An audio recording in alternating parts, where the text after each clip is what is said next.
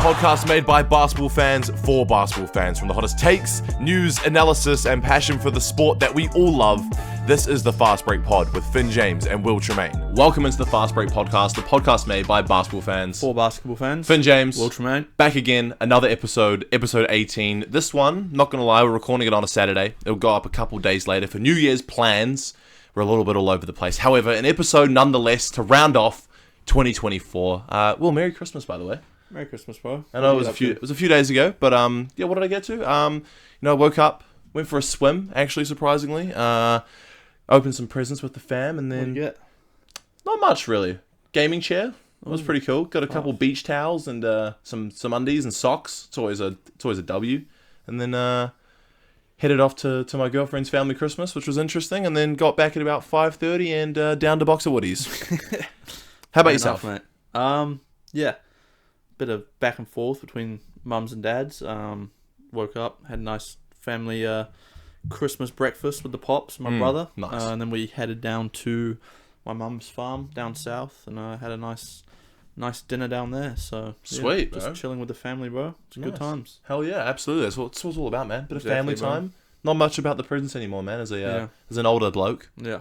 But always good to chill with the family. Merry Christmas to all the Fast Break Pod listeners as well. We appreciate all your love that we've had this year so far, and hopefully 2025 brings some more love as well, and hopefully the Breakers can turn it around, which we'll get into. But They've got one more game this year, to be fair. Yeah, there's We'll one get more. into that. New Year's Eve, we'll get into it. But obviously, how do we start every episode with a bit of world news? World news, not much this week though, Finn. No, very little actually. Bit of cricket for all you cricket heads. What's been happening, Finn? Boxing Day test, they like to call it on Christmas Boxing Day Eve for all the cricket fans. Obviously, India versus Aussie at the MCG. 87,000 people in attendance for the first day. Crazy. Ridiculous. A very entertaining first couple of days, I won't lie. We're in day 3 at the moment. Obviously, it'll be all said and done by the time the podcast goes up. But the first day, Ben Constas, the 19-year-old wonder kid from Australia, made his test debut, scored 60 off 65 in his first innings, was hitting Jasprit Bumrah for 6 with ramp shots, and a little bit of a tassel with Virat Kohli in the middle of the pitch too.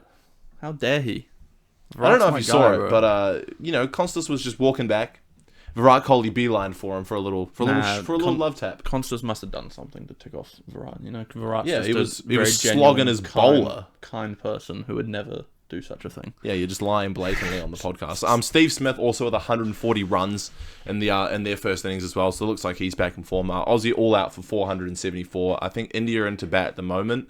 Obviously, like I said, by the time the pod goes up, it'll all be said and done, but I think they're like 200 and something for like 7 at the time we're recording the pod, but that'll be a bit out of date by the time we get there. But in terms of other news, Will, anything that's caught your mind? A little bit of a EPL update. Oh, We're yes. really reaching here this week, boys. No world news at all. Neither of us watch English Premier League, but we thought we'd have a little geeze at what's been happening. What do you mean? Liverpool are top of the league. I don't know what you're talking about. I'm an expert. Are you? No. Cap. Yeah, Liverpool only had one loss. Top of the table. No, they have 1 loss, 3 draws. Crazy. Yeah, very, very good record. And the Manchester teams, it's looking rough if you're tuning in from Manchester to the Fast Break podcast because, United are sitting 14th and City are at 7th. I don't know what's more surprising out of those. I know Manchester City have Erling Haaland, who I think's probably, correct me if I'm wrong, but he's probably one of the best players in the world at the moment. Yeah, probably. So I think that's probably pretty poor, being down at 7th for them. They haven't won a game in 4, so Rough in stretch. Manchester. Really rough in Manchester. Go Leicester City, come on, baby. Leicester City are going to get relegated. No, they're gonna top the table, 100%. It's happening. You head ahead Moving on. first on the Fast Break Pod. However, we'll look at some NBL games. Obviously, a bit topsy-turvy. We've got round 14 and 13 games for you guys.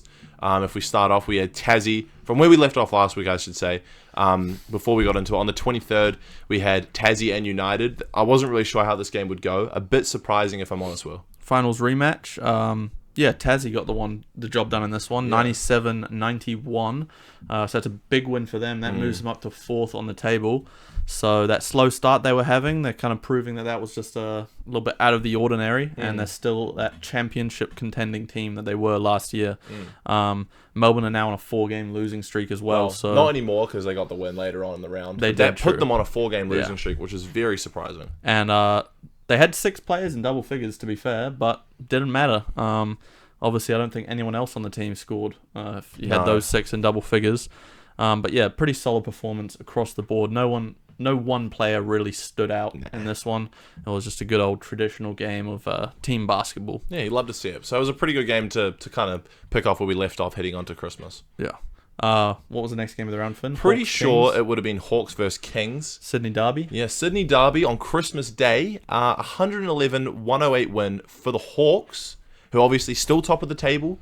Really looking like that team that's going to probably solidify their spot. Obviously, with about 11 or 12 games remaining in the season, the Hawks are really looking like they're going to be pretty hard to beat. Yeah. I think the Hawks solidified that top spot on the table. Trey Kell dropped 26 points and had 8 assists in this one, so phenomenal showing from him. I think he's still a contender for MVP if Illawarra can continue this dominant streak. Tyler Harvey also had 22, so that backcourt in Illawarra is really clicking. It has been all year. It's all year, really good. and I mean that's where they're getting their buckets from. And obviously, I think the greatest coach in the NBL at the moment as well. We've spoken about him in the past. For Sydney, Alex Tui. He was continuing to show that he's just next level, and I think he's going to be a top draft pick in the NBA this coming season. He had 25 in this one, so his stock is just only going in one direction at the moment, and that is up, not down. Correct. And the other game that was on Christmas was obviously the Breakers versus Tassie, which we'll get into a bit later on. But the next game in the round, Will? Next game in the round was United versus the Taipans. I think this one went as expected, a bit of a low-scoring one though, Finn. 76-66. Yeah. What on earth happened there? 66 points from Cairns. A lot of missed shots. I'm not going to lie. We understand that Cairns are probably the worst team in the league. Well, they're the worst team in the league. 3 wins on the year only. But what are you doing putting up 66 points in a 40-minute basketball game? Yeah. That's shocking performance from Cairns.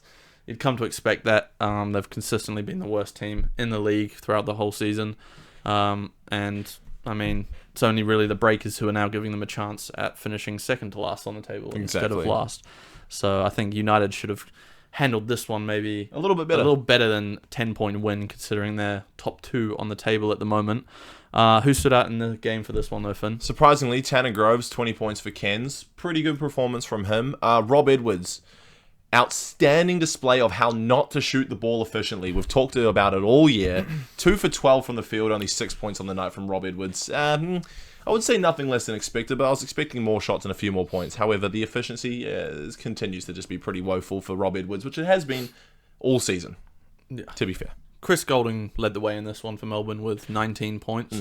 And a much-needed win there for them after that 4-game skid that they were on. Yes.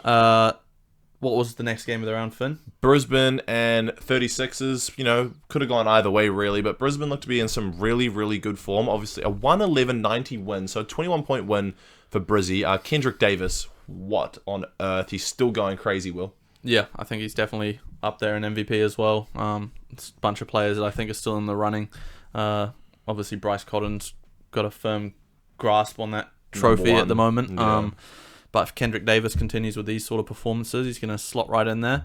Montrez added 16 and 9 as well for Adelaide, but just those 2 players alone cannot get you a win. And that was very evident in this one. Adelaide, their 2 standouts were also their imports. Casey Prather, who has now jumped into 3rd spot on the official NBL MVP race. Huge. Which is crazy.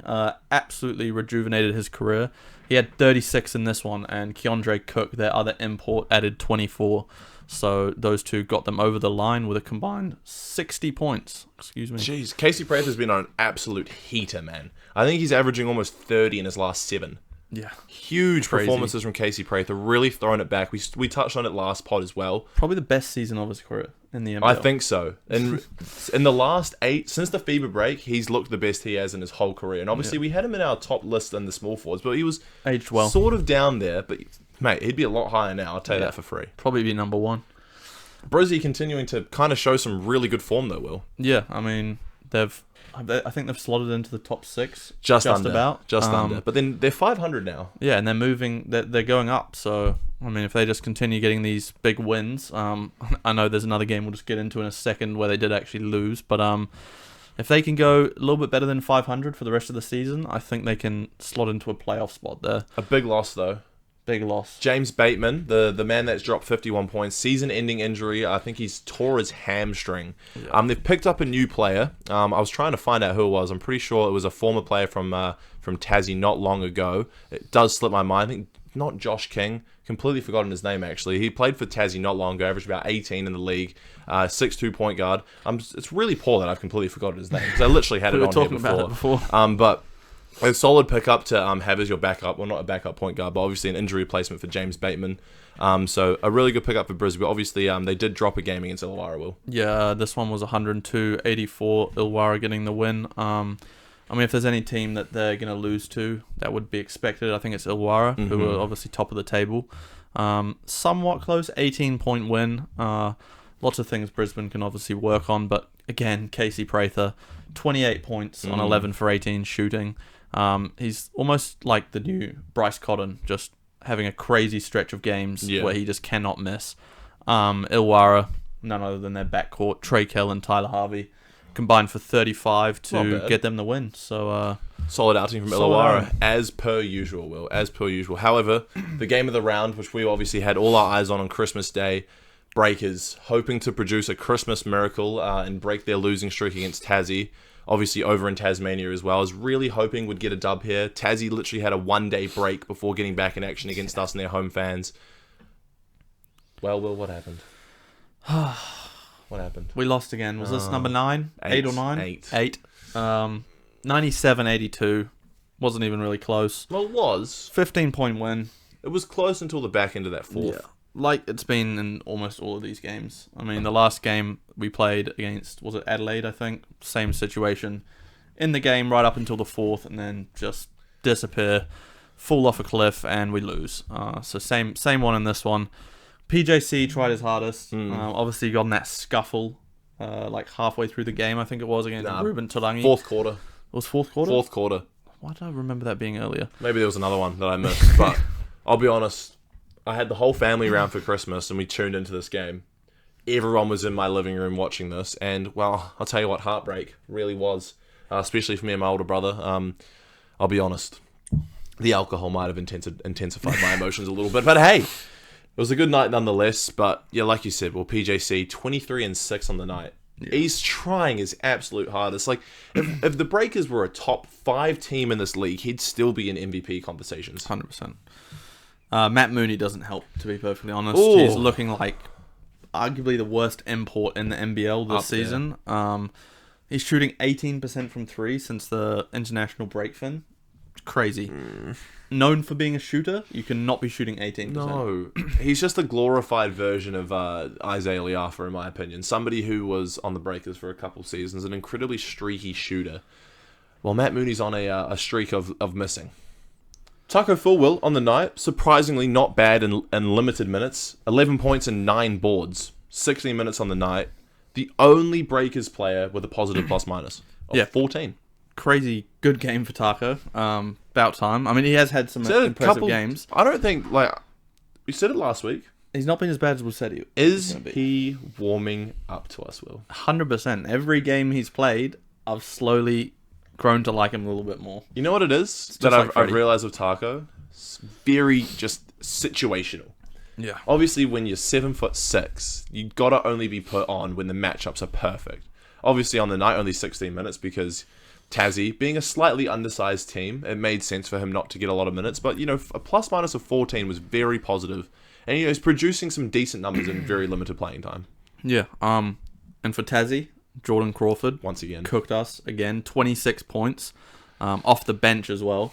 I've noticed they've started to bring him off the bench a little bit more. I don't know why, because he's probably the second best player behind. It's like a Lou Will. What's that guy's name? The bull guy. What, Milton Doyle? Milton Doyle. He's probably the second best player after Milton Doyle. So obviously he's still getting good minutes and putting up good numbers. He could be a shout for Sixth Man of the Year if he plays the rest of these games would he off qualify? the bench. Would he qualify? I'm not Possibly. sure. Yeah. Majuk Ding as well, backed up Crawford, 20 points off the bench. I've got it written down here. A 20-piece McNugs, some could say. But I'll be honest, Will.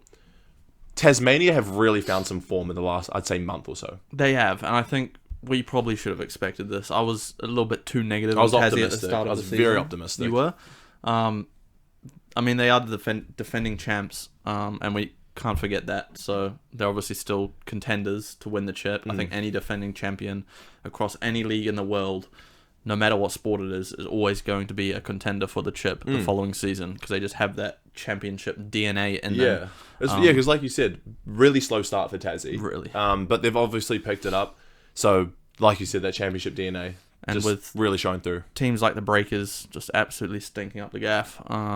Yeah, a bit of an Tassie issue. have easily slipped into that sixth spot. They're now fourth, I think. Yeah, fourth. So I think they've definitely secured a playoff spot, I and think so too. that's all they need really. Because I mean, they were the underdogs going into that championship last year against Melbourne, and they went in there and underdogs out. came away with the Balled win. out. Yeah, Obviously, the big drama from the game that's been all over NBL news at the moment was the scuffle between PJC and Rubatarangi. You mentioned it before, Will.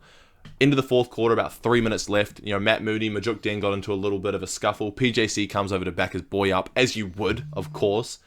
Former breaker Rubatarangi comes in, blindsides Pookie Bear, PJC, to the floor. I mean, may it was I add. a pretty light push. Well, if I we're mean, being PJC honest. probably weighs a feather, but... Exactly. So it made it look worse. Like if he'd done that shove on Taco, I bro's wouldn't not go moving an anywhere. inch. But regardless, PJC hits the floor and heated. Obviously, I think it was an 8-point game at the time with 3.5 left. He got up, PJC, and charged Ruben Tarangi, actually taking out NBL referee Michael Aylen in the process, which was quite funny. Michael Aylen surprisingly wasn't that pissed off. He went up to like the review center and everything and you could hear him on the mic saying, PJC hits me, bowls me over. However, I tried to stop him. Not really his fault. However, PJC will be going to a single-person tribunal after they have reviewed it, so his fate will be determined tonight. Unfortunately, we don't know it yet. By the next episode, I'm really hoping if he... Well, I don't want to say, if he gets a one-game suspension, the 31st of December is going to look pretty rough. Yeah, I mean, that is a must-win game, Finn. Of Against course. the Wooden Spoons, who have clearly looked like the worst team They just all dropped season 66 in a game. Yeah, if we lose to them, I think we are truly in running for that Wooden Spoon position. Yeah, absolutely. And yeah, if we don't have PJC in that game, I'm not that confident we get the job done. We're in trouble. Especially being that it's an away game and it's on New Year's Eve. In the snake pit. Yeah. Let's hope they aren't thinking about the after party for New Year's Eve. Yeah. Unless they win, then they can party hard. Obviously, Ruben Tarangi also involved with the scuffle. His fate has been decided. A 1-game suspension or he pays a $1,550 fine. What would you pick? That's for an early plea. Give me the 1-game suspension.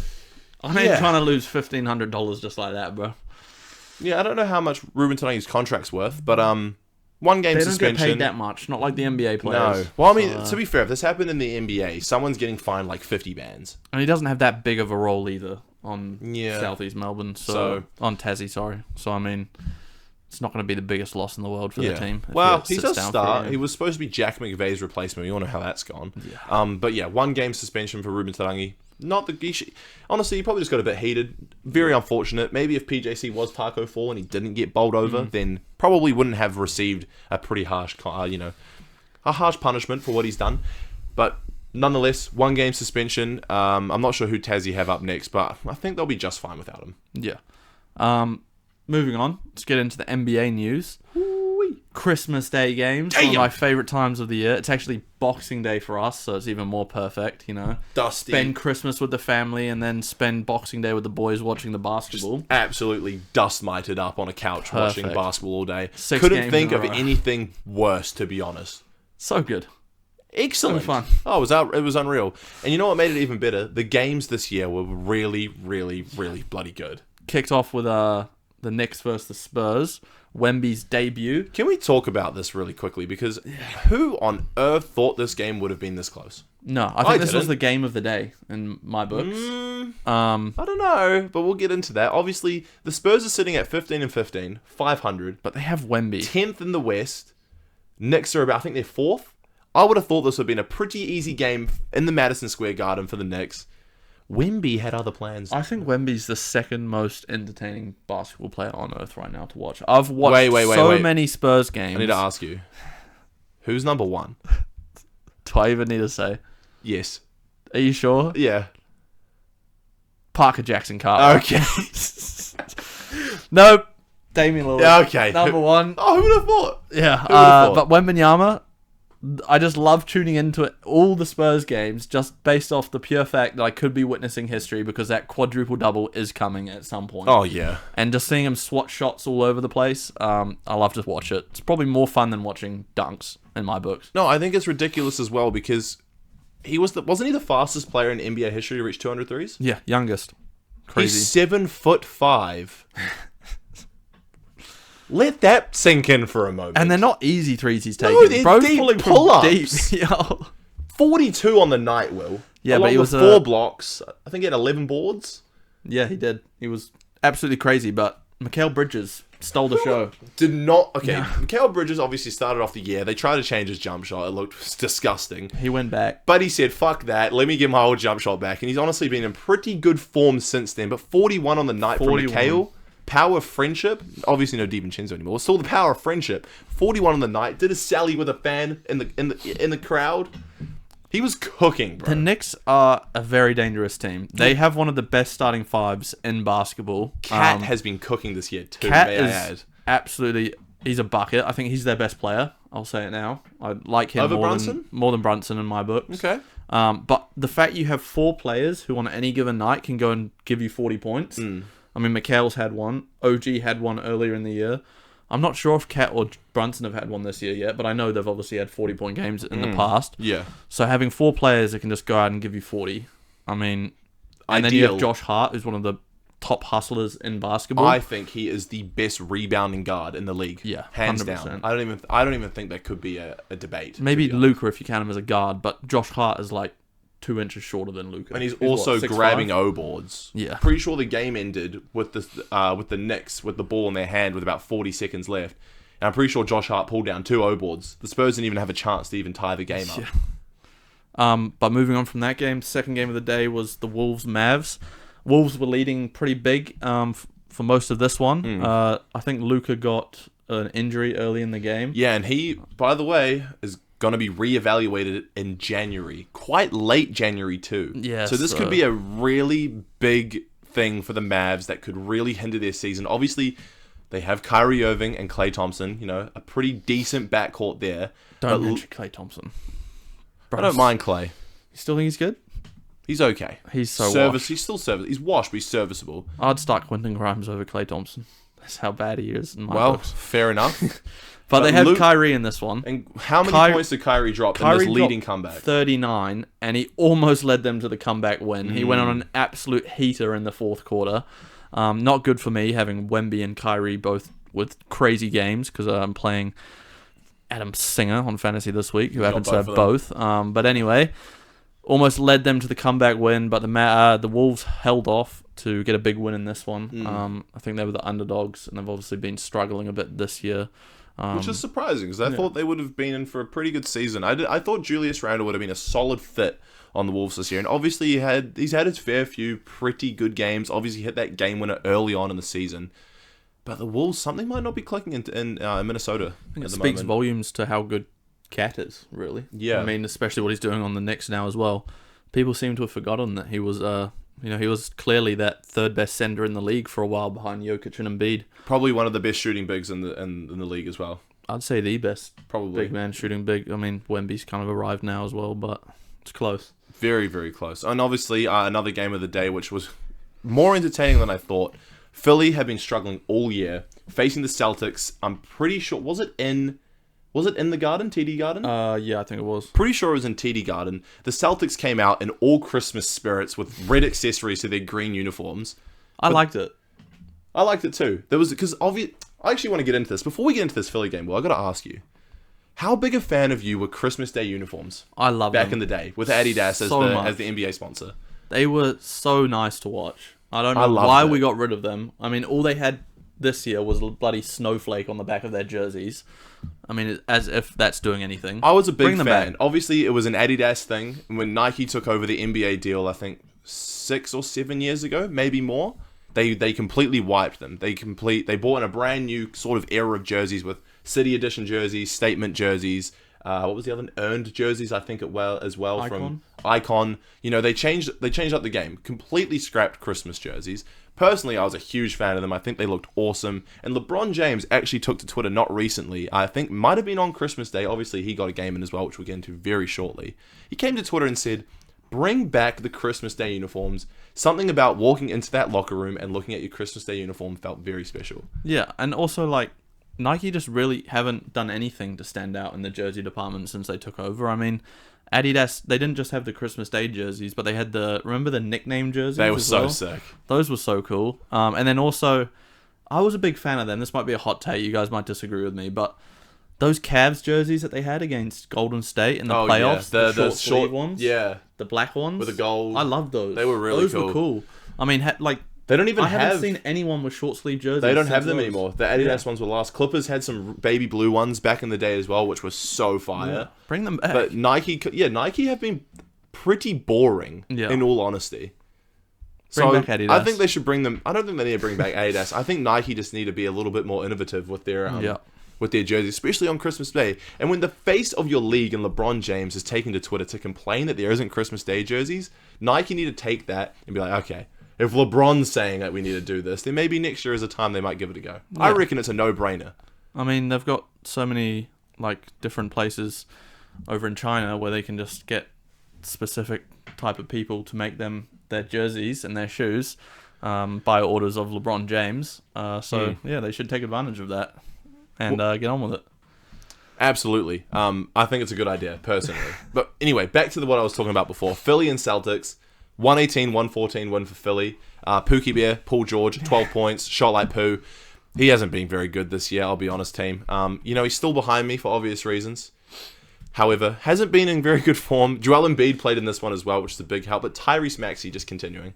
33 and 12. He led the way for the Sixers, and that's a big win for them over the defending champs. So Caleb Martin with 7 threes on the night, by the way. Yeah, he had 27 as well, I think. Very big game for Caleb Martin as well. And personally, Will, you had the Spurs next game as your favorite one of the day. Yep. I'm going to have to disagree with you on that one. I believe that the Lakers Golden State game was an absolute classic for Christmas Day. That'd be a close second for me. For obvious reasons. After the game, LeBron took to the locker room. They asked him, what's so good about Christmas Day games or Lakers, the game that's just happened? And he just said LeBron versus Steph. Yeah. Just quietly, LeBron is turning 40. Mate. LeBron's turning 40 in 2 days' time. Steph Curry in his 16th season obviously has probably thought about retirement, and I'd say in the next 3 to 4 seasons. They're still doing it on the main stage. This is ridiculous. Steph Curry, you've been talking smack about him all year. Actually, I'll bring this up. I'm going to bring this up right now. When we were at Boxing Day, Will Tremaine, the Fast Break host, said to me, we need to have a segment on the next episode of why Damian Lillard is so much better than Steph Curry. We do. Should we get into it now? No, we don't. We're not getting into it because Steph Curry dropped 38 points and 8 threes on the night. We're not done. We're not done. 2 very clutch threes. 1 to tie up the game. Dame, has he had a game like that this season? I don't care, Finn. It's one game. 38 points. Boo-hoo. People forget Damian Lillard dropped 70. Anyway, those games were in the past. We're talking about this season alone. Steph Curry is averaging, I think that took him back up to 23 points a game. Whoa. As the number 1 option on a team. Damian Lillard is averaging 26 points a game as the number 2 option on the team. He is a better passer. He's a better defender. And he's scoring more. He's a better scorer at this point in their careers. Okay. So, Damian Lillard, I'm not saying he's better than Steph Curry all time. We know that's not true. But this season, Damian Lillard he clears Steph Curry. It's not even close. So Fair enough. let's get that out of the way. Okay. And yes, he has had a game like this. He had a walk-off game-winning drive layup against the Houston Rockets earlier in the year. He did. So that's a bigger shot than any of Steph Curry's ones in this game. Fair play. Well, I don't know. That corner 3 on LeBron's head was pretty crazy. Wasn't a game winner, though. Well, and the one to tie it up from deep, that was pretty tough, too. Wasn't a game winner either. I completely Austin Reeves hit the only game winner in that one, baby. Can we talk about Austin Reeves on this night as well? 26, 10, and 10 on Christmas. Crazy. Huge game from Austin Reeves. And, LeBron as well with 31 and 10. So those two just dominating, getting the Lakers... As always. The big win in this one. So a needed win as well. Moves into 17 and 13. I think AD went out as well though. Oh yeah, I don't. Has there a report come out on that yet? I'm not actually. He's day to day, so I don't it's know not what as that bad. means. So that's good. Yeah, But they still get the win without AD. Moved to 6th in the West, I'm pretty sure. Same record as the Clippers, just quietly. So that was my favorite game on Christmas for obvious reasons. I thought it was an absolute classic. Phoenix and Denver, pretty solid game as well here, Will. Yeah, Phoenix, Denver, that was the last game of the day. The Suns won this one 110 to 100. KD and Bradley Beal both had 27 to get them over the line, and Jokic with a light 25 and 15. Light. Kind of a mid-game Pretty for Jokic. light. Yeah, which is crazy because if anyone else did that, we'd probably be shouting. Yeah, and I did notice, I want to mention KD in his post-game interview, speaking back to LeBron and how he said LeBron versus Steph, a little bit egotistical if you ask me. Mm-hmm. Kevin Durant was kind of asked the same question, and he was like, well, it's not just guys like me, LeBron and Steph, it's all these young guys as well, like Jokic, and I forgot who else he mentioned, but he gave some love to other players in the league. Gave some love to out. Westbrook as well, by the way. Westbrook, which was that's really the one. nice to see. So, I mean, that's the kind of response you want. Not LeBron's buddy, me and Steph. Yeah, a bit arrogant. Fair play. We'll park Christmas Day games here very quickly because Boxing Day actually supplied some even more bangers. Obviously, the 27th for us, 4 game winners in one day. Insane. And obviously, the biggest one that I think was determined the fate of... One? There's been a couple. Choose your answer very, very wisely, Finn.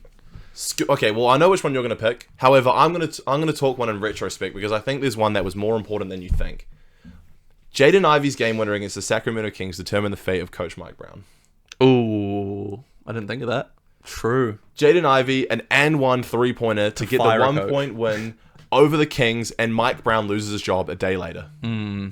You're right. And Mike Brown was talking smack about De'Aaron Fox in the post-game interview as well, saying he shouldn't be closing out on a player when they're down 3, whatever. Obviously, De'Aaron Fox made a bit of a mistake, jumped on Jaden Ivey. Ivey hits a game winner and the free throw to put them up 1 for the win. Mike Brown loses his job the day after. The Kings have been struggling this year, surprisingly, because their team isn't that bad. I low-key think that was an offensive foul on Jaden Ivey.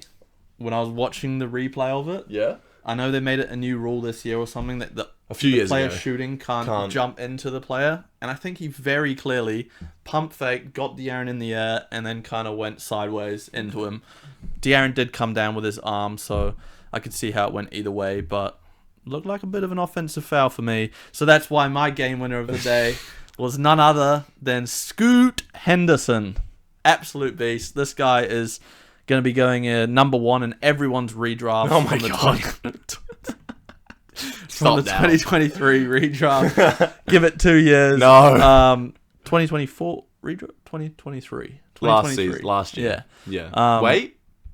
Yes. Yeah. Yes. 2023 God, redraft. That's poor. You hit a game one. It was I'll be honest. Fade away. And that almost could have been an offensive foul.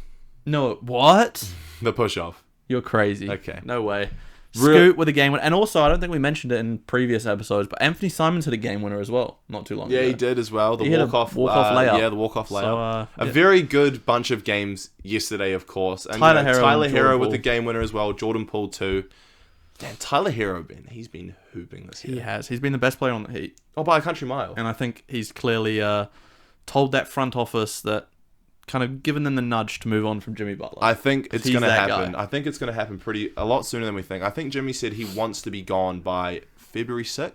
Yeah. I think it was. I don't know if that's a troll on Valentine's Day or not.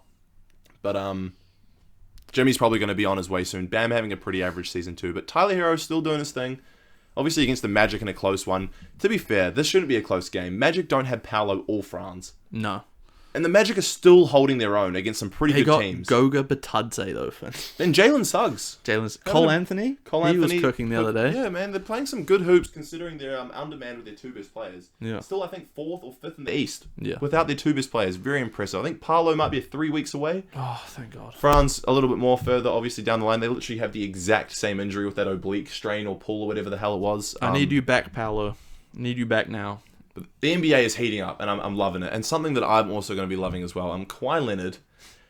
The advert that came out this morning for New Balance, obviously quite hilarious. I mean, he's a fun guy. He's a weird guy. So the reports are out. Kawhi Leonard should be making his return for the 4th of January at Intuit Dome. Big. This is huge. Obviously, last week, Will, you made a huge take that I did. Kawhi Leonard coming back if he comes back to prime Kawhi, very unlikely. Very hypothetical. A very hypothetical statement you made, but him coming back is going to be huge. Obviously, the Clippers sitting at 17-13 right now, which I'm more than happy with. Obviously, 30 games in with above 500 without our best player. If he comes back, like you said, really shows out and can, give us I'd be happy with 22 a game from Kawhi when he first comes back. Yeah. He's going to be so helpful. Obviously, Norman Powell's going to get shifted off the bench, which I've talked about recently as well. But I think the sky might be the limit for the Clippers. Maybe not a top 4 seed, like you said. I'm thinking top 6, and we miss the play-in, though, with Kawhi coming back. Because our team has really taken a stand in this league with considering how average our team is. Let me just, go back and really make it clear that my statement I made last week was a very hypothetical statement. My realistic statement is that Kawhi Leonard's going to come back and average 12 points per game and lead the Clippers to the 15 seed. And the 15 seed? Take you all the way to the bottom.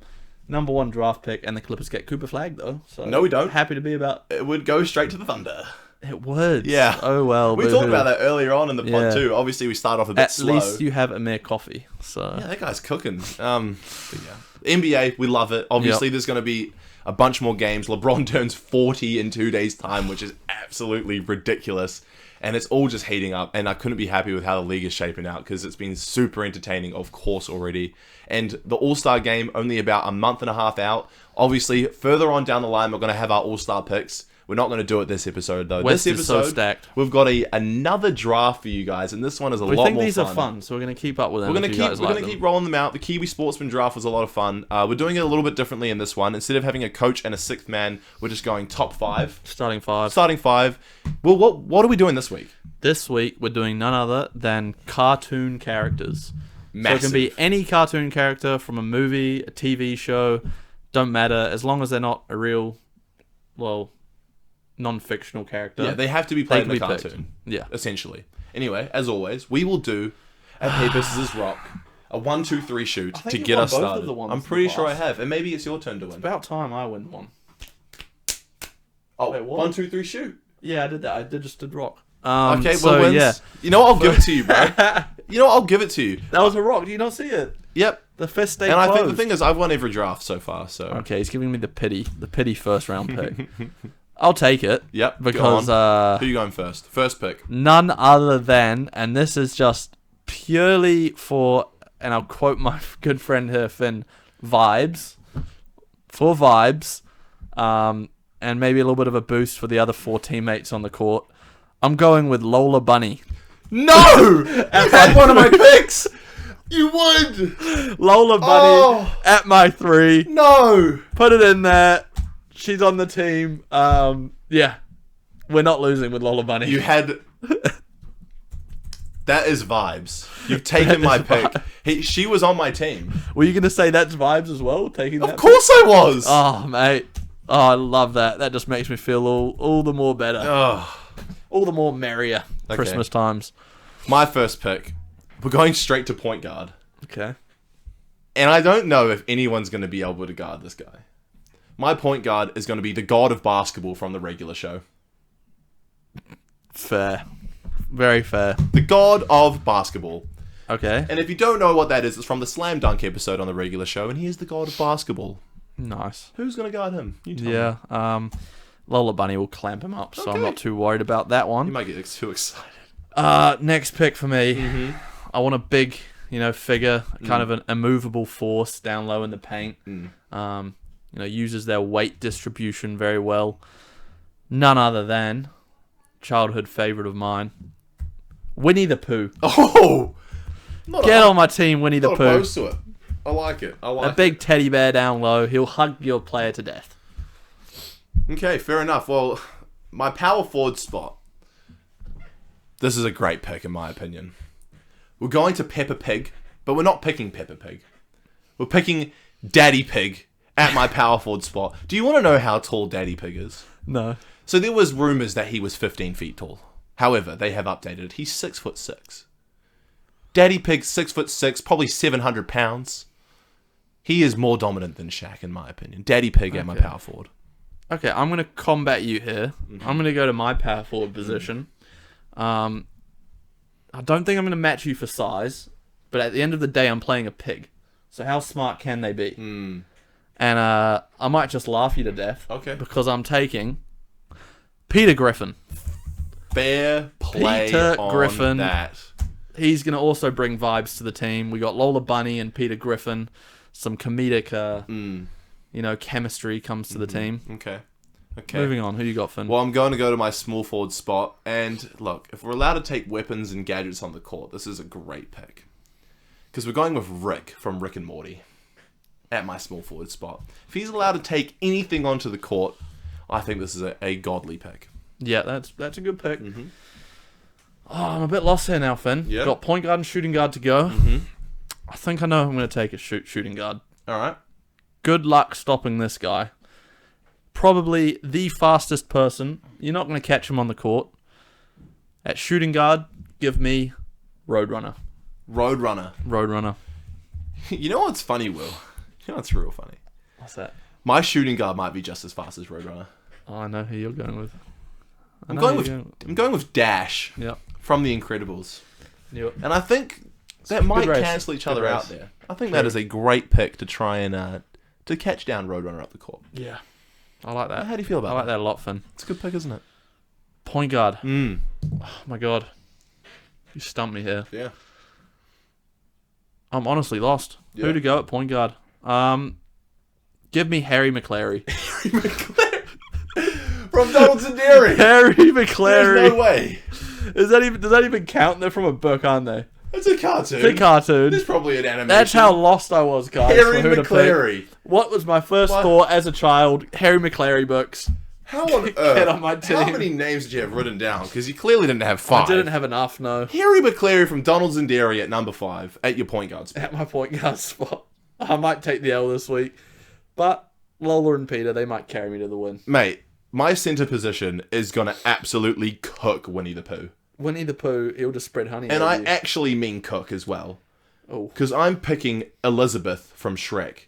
And if you don't know who Elizabeth is, it's the dragon that Donkey is married to. Nice. So Okay. you might be in trouble. Winnie the Pooh's going to be burnt to a pulp. No, that's a pretty good matchup if you ask me. Elizabeth from Shrek, the dragon, at my Very center fair. position. And I think, if I'm being honest here, Will, I gave you the first pick. Yeah. But my team is looking pretty godly. I think I'll have to admit, I think I clearly took the one last week, the sports athletes with your little John Olomu mishap that you had. But I'll give you this week's one to make up for it. You know, I was a bit lost for people there. I had a mind blank, forgot who I Harry wrote McClary's a down. crazy pick. Harry McClary, that's a bit of a rough one, and I'm definitely outsized in this lineup. Yeah. Daddy Pig and Dragon. Like you said, I think you might cook me in this one. Finn. Quite literally. Anyway, besides the point, I'll get you to run through your team. Just don't get too embarrassed. Yeah. So point guard, Harry McClary. Shooting guard, Roadrunner. Small forward, Lola Bunny. 4. Power forward, Peter Griffin. And center, Winnie the Pooh. Lola Bunny is for what? Vibes. Vibes, Lola baby. Bunny for vibes. To be fair, I'm a fan of that. I'll run through my team, and I'm honestly think I'm taking the cake here. My point guard is literally the god of basketball from the regular show. Shooting guard, Dash, chase down Roadrunner. Small forward, I've got Rick from Rick and Morty. Power forward, Daddy Pig. And at center, I have Elizabeth, or known as Dragon from Shrek. Very fair. That is You guys let us know down below who you think won this draft and who you guys would take in your own cartoon character draft starting 5. And thanks again for tuning in to another episode.